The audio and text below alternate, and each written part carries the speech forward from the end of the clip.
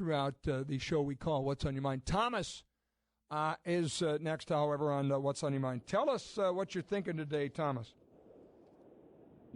Yeah, what part of the Epstein case is a hoax? And if it is a hoax, why did Trump bring it up on the campaign trail a million times? The only thing he talked about more was his lie that he could end the Ukraine war in one day. A couple of things there.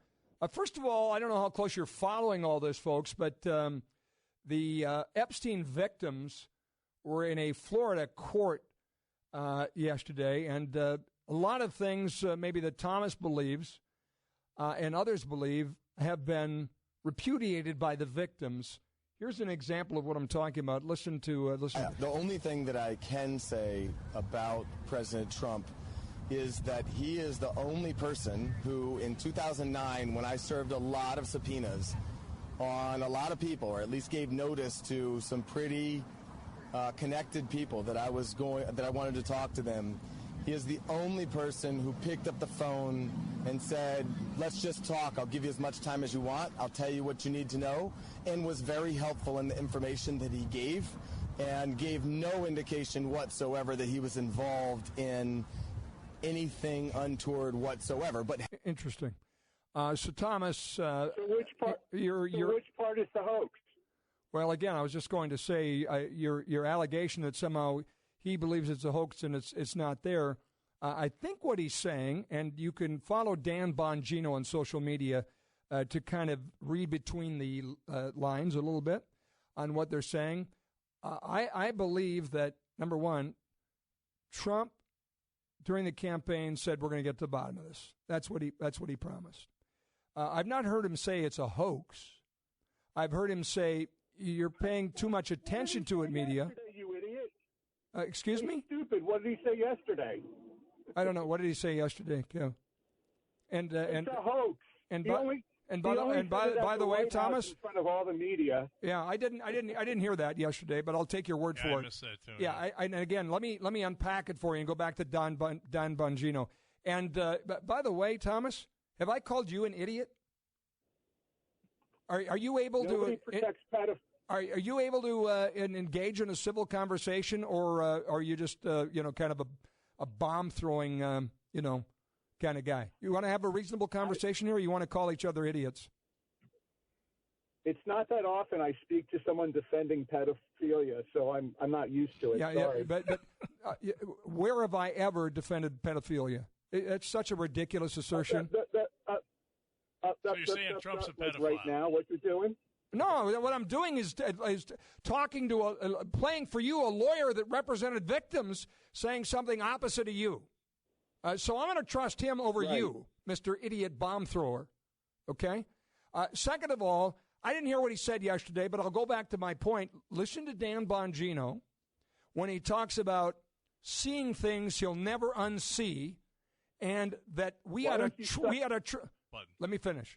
And what we ought to realize is happening related to this being much, much bigger than a quote-unquote Epstein list. Okay? Another thing go ahead. You're right. A guy who sleeps with porn stars while his wife is home pregnant, a guy that's been charged with sexual assault. All right, we're changing the subject to different things. If you want to air Trump's dirty laundry, go for it. Guess what? Everybody knew everything you're saying, and he got elected overwhelmingly over a potted plant known as Joe Biden. And he wiped the field of every Republican that ever even thought about running for president in 2016, and all that was known. So that's a nothing burger. Why don't you try something else there, Thomas? Good job protecting pedophilia. There's no pedophilia involved here. You have an obsession with pedophilia that maybe you ought to look in the mirror. Maybe you got a little pervert problem, because the people you're alleging have a problem have not been. I want to ask you one last thing before we move on to something productive. And by the way, I am sensitive and open to this idea among people who are reasonable about it. Trump did promise to get to the bottom of this and to do it early on and release the list. Why haven't they done it? I think that's a fair question.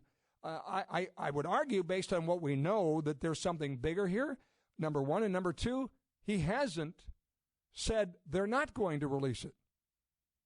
So, people are trying to use this as a political bludgeon. But let me ask Thomas, the genius expert here, if all of this stuff about Epstein that goes back for decades implicates Trump in anything, Joe Biden, your favorite president probably, and Barack Obama, maybe your second favorite, they had all this information as well.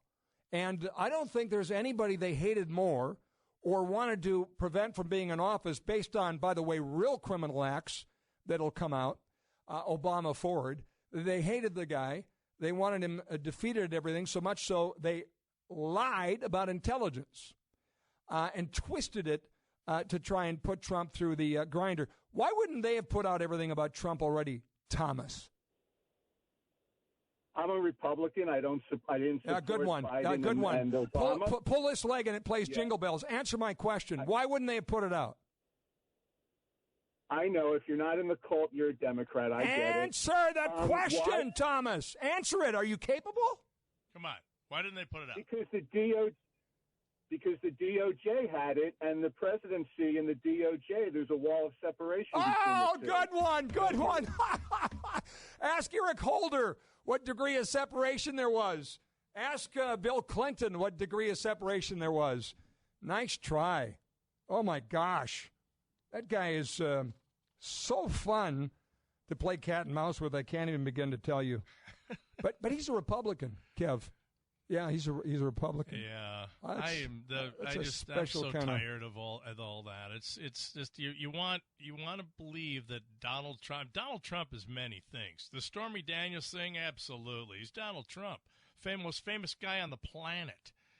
Yeah, he's been married a number of times. Yeah, he's a womanizer. Yeah, he's all of that I believe because he was Donald Trump in the day. He's a playa. But a pedophile? Come on, man. That's all they got.